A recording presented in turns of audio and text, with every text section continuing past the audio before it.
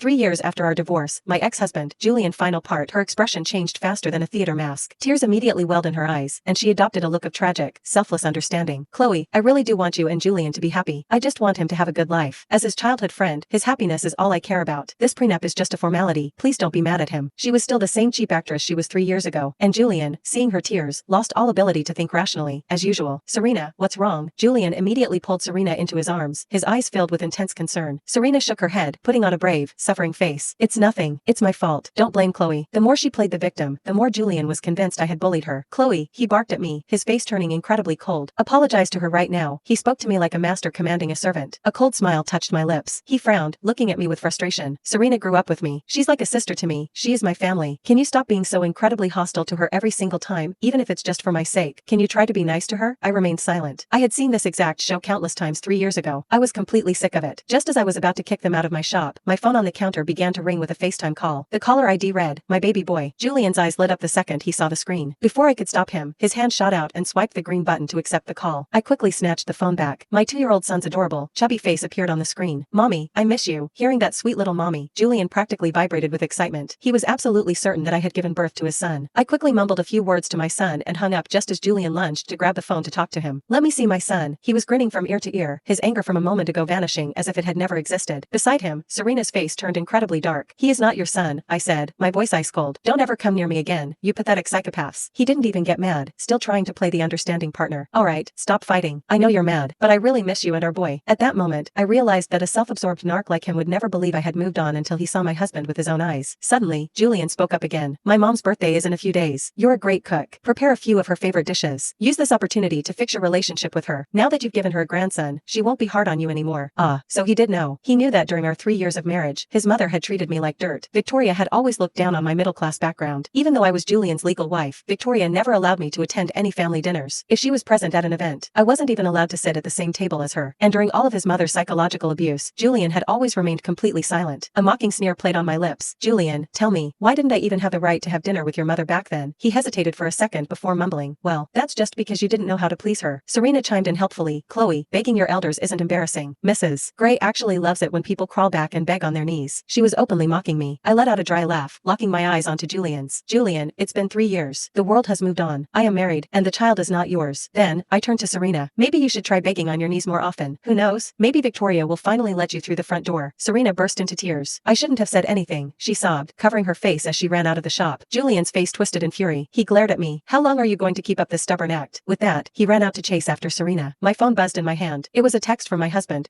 *K beautiful. The project is officially wrapped up.